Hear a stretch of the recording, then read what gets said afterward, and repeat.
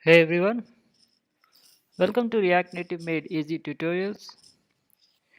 Today we are going to discuss React Native and GraphQL server authentication. So this is another part of React Native and GraphQL server uh, tutorials that we were doing, and in the last part of the tutorial we created a GraphQL server and we coded all CRUD operation.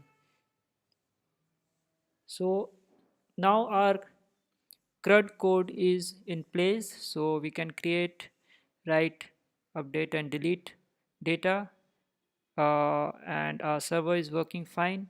So now it's time to secure our data, and it's we need to add authentication for that. So we will see how we can add authentication to our GraphQL server, and later we will also add the authentication logic to our React Native client. So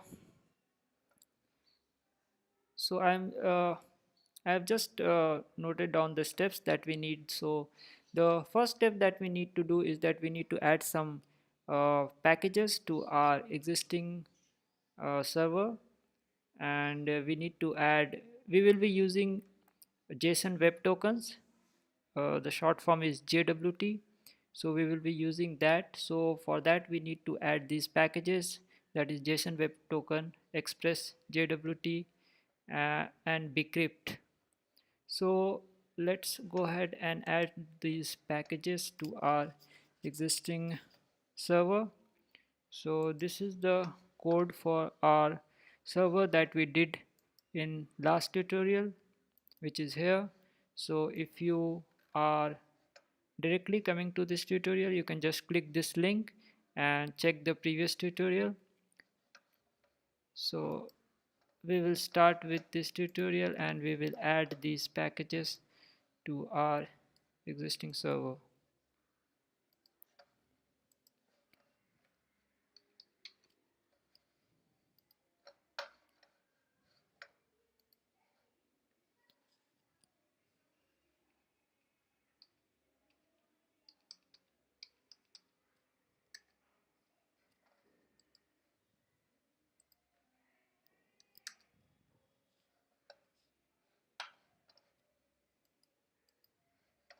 So this is existing package JSON of our server, and three more packages will be added in the dependencies now.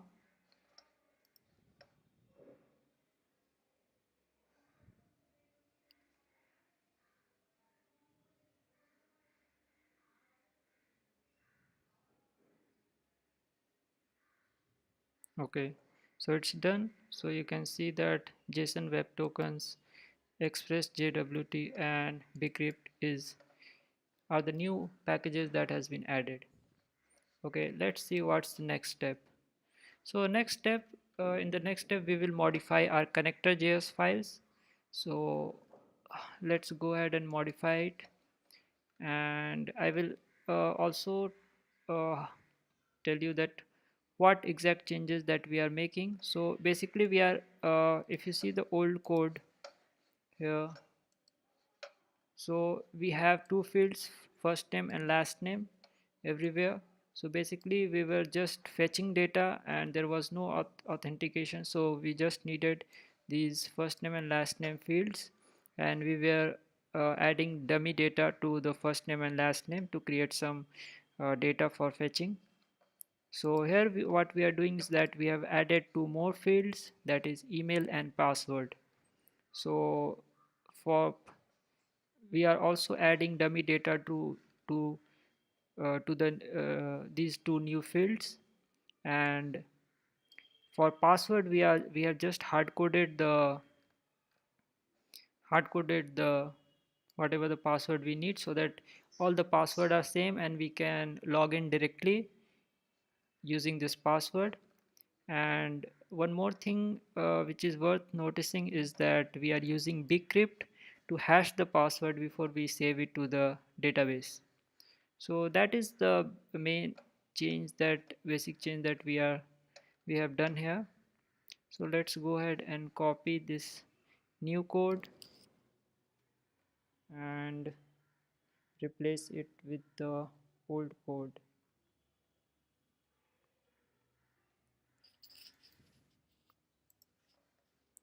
So here we have our old code, which is now replaced by the new code. Okay, so let's see what's next step. In the next step we will modify our resolvers.js. So let's see what's there in the old resolvers.js.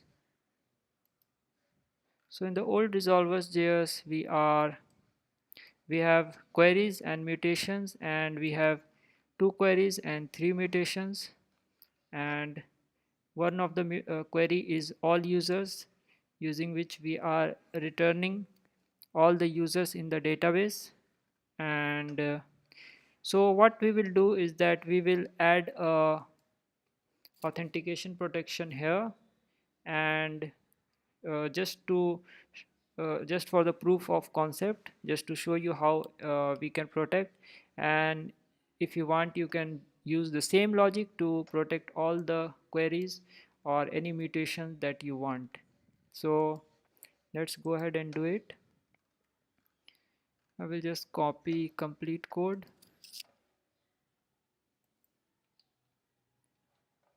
and I will replace this one. So if you see here, we have added two more mutations, that is login mutation and sign up mutation. So if you see the sign up mutation, then here what we are doing is that we are checking first that if the email exists. If the email exists, then we are uh, throwing a promise reject, that email already exists. And if email doesn't exist, then we are just creating a new account with email and password, and we are returning the uh, user information and the JWT token uh, back to the client. So that's what exactly we are doing in the sign up, and something very similar we are doing in the login also, but we are not creating any new account. We are just checking for the account.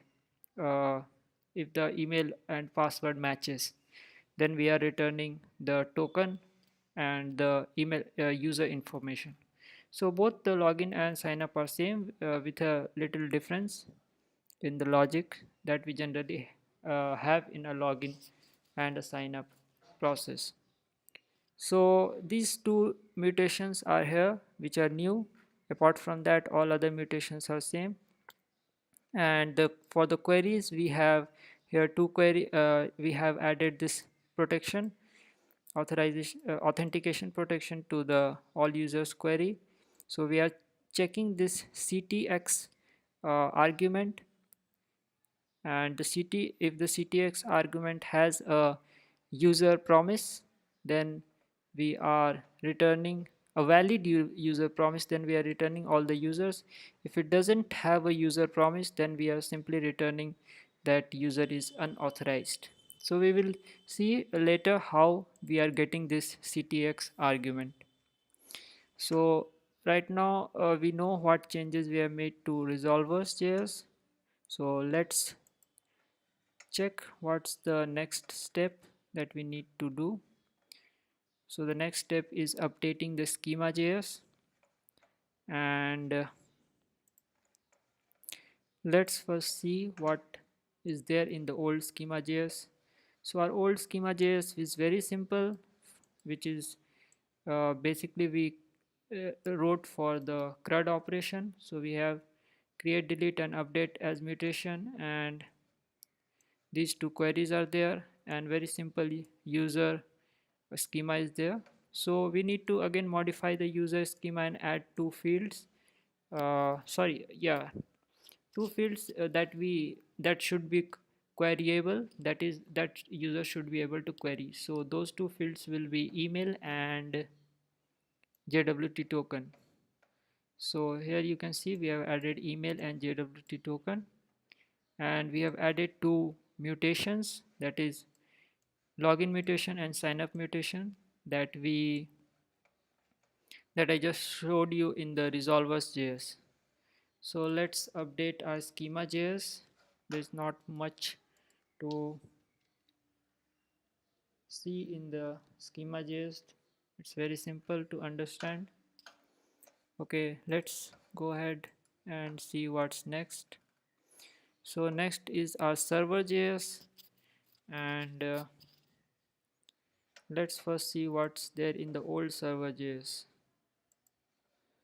So our old servers JS, if you notice here, we have a simple GraphQL express which is taking schema as the parameter. So this is the main thing that we are going to modify. So let's go ahead and update the code first.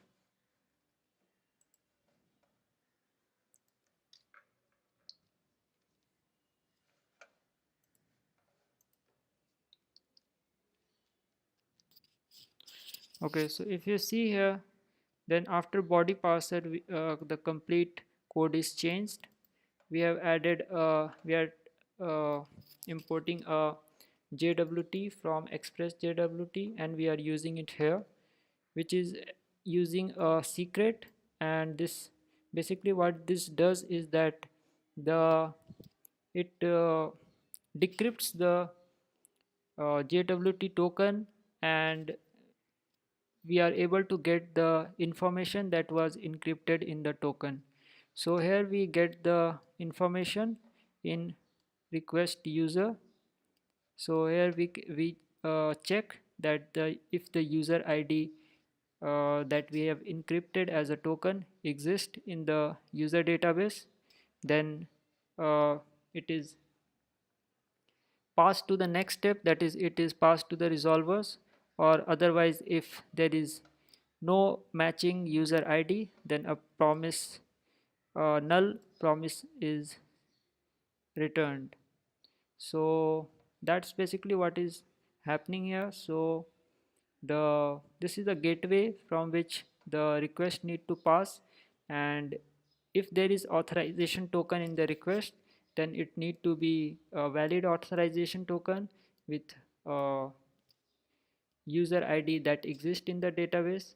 And if there is no authorization token, then it will pass to the resolvers. But again, in resolvers we have a second check of the CTX, and if the CTX doesn't have user promise, then again it will be rejected as unauthorized.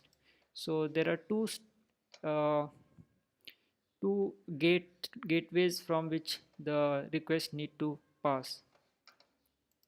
So I think we are done with updation. Let's see if there is something more to update.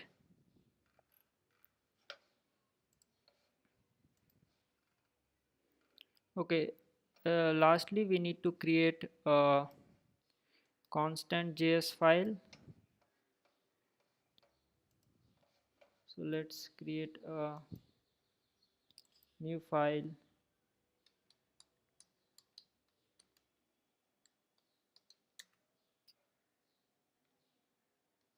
Here we are keeping the secret that will be used by the JWT library to encrypt the token. Sorry, to create the token by encrypting the data. So we will use this secret uh, and we will implement the authentication. So that's what is happening. Now let's see our code in action. I will go ahead and I will start the server.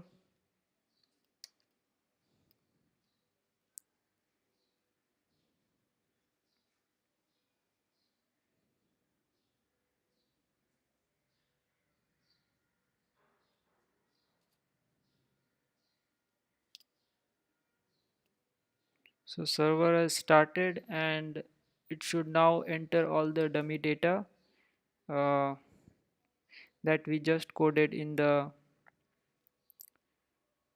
connectors JS. So it seems there is some error. Let's see what's the error. Cannot find constants Jeaious. Okay, I think this path is incorrect.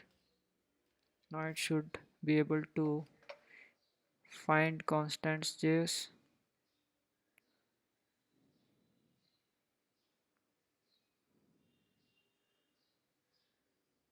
Okay, so now it's working and all the dummy data has been inserted. So now we will go ahead and we will open the playground, that is the GraphQL playground, and we will check whether our authentication is working or not. So it's running on port 4000 and okay, so it is here and we don't have any authorization right now. So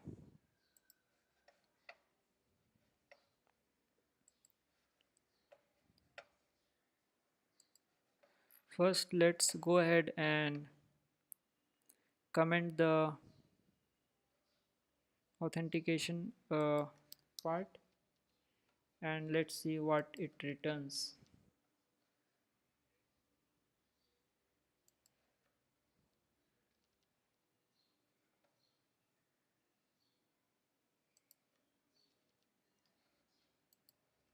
Okay, so we have commented this ctx parameter check, so we are not checking it and we will return the all users in our database.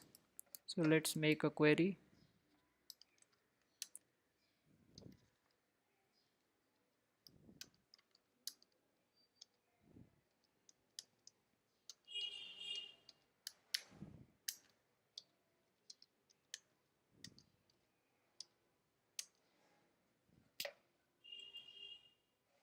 Okay, so it's returning all the data in the database without any issue. So now what we will do is that implement the we will add a token that is we will send a authorization value, but the authorization value will be incorrect, so we are sending 123 as an authorization token and let's see what happens. Okay, so when we send a wrong authorization detail, then you can see we are getting unauthorized JWT malformed. So it's throwing a error and it's not allowing it to pass to the authorization gateway. So let's go ahead and turn it off and let's make the query. So again it's returning the all the data and now let's go ahead and just add the authorization the authorization code to the our resolvers and see what happens. So now when we do it and we have still not signed in, so let's see what happens when we make a query. Okay, so we are getting an error that is unauthorized. So this part of this promise reject is getting thrown because the ctx doesn't have the user promise. So that's what happening. So now we will go ahead and we will sign in and we will see we will use the token and we will make a query. So let's go ahead and do it. We will use the sign in mutation, sorry, login mutation. Okay,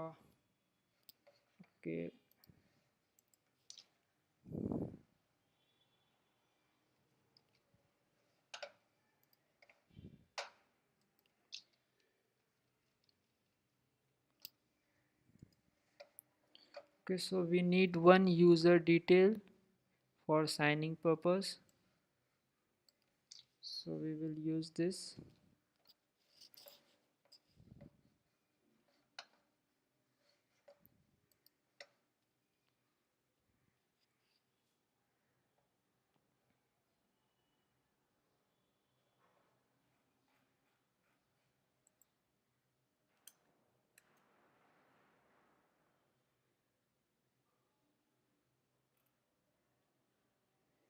So we are saving this user detail, and now we will again add protection.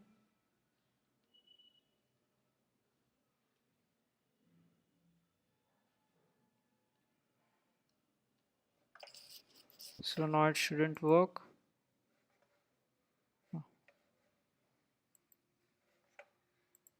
Okay, it is still working. Server is still not ready. Okay, now server is ready. So it is throwing error.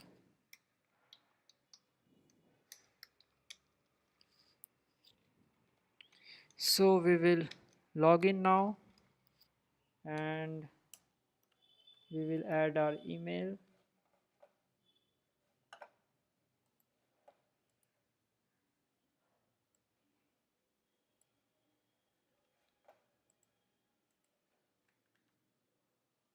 So this is the email, and we will add one password. Our password is test123 that we hard coded, and we will return ID and first name and last name and email and JWT token. So let's make a login mutation. Okay, so we got a JWT token and the other details of the user who has tried to log in. So we will save this token here, and we will also add it here.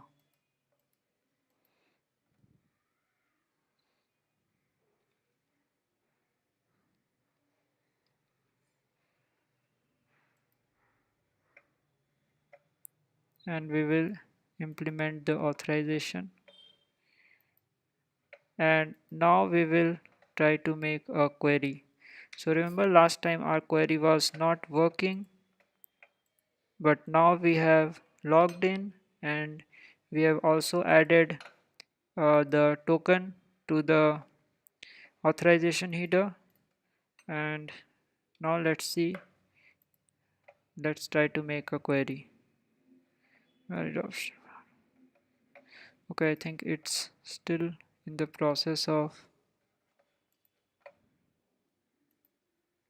valid option provided to Apollo user is not defined.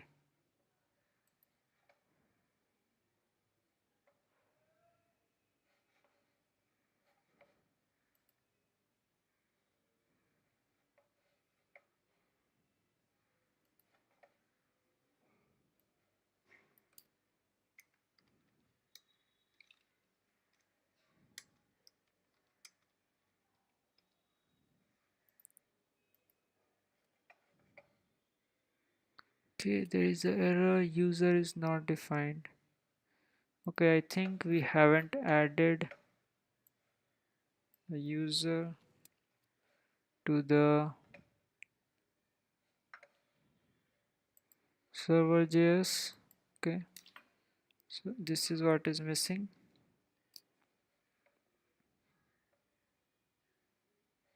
Because we are using users here, so there should be a user defined. And let's wait for our server to get ready.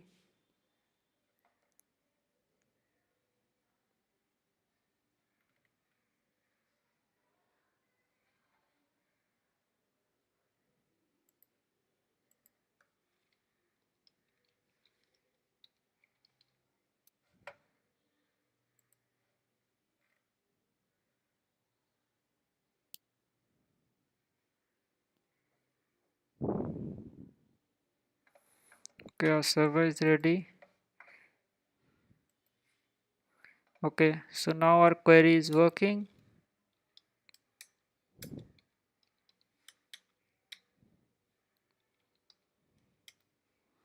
So now make a complete query, and you can see we are getting all data because we have logged in and our authorization token is there in place. If we turn it off and we will make a query, you will see we will get unauthorized. Again, if we turn it on and we will make a query, then it's working. So we have seen how to implement authentication to our GraphQL server, and you can see all the steps here. And if you like this tutorial, make sure you make a clap, and also please go to our website React Native Made Easy and subscribe to our newsletter, and please do subscribe to our YouTube channel, and we will make sure that we will continue providing informative tutorials on React Native and related technologies. Thank you guys so much for watching. Have a nice day.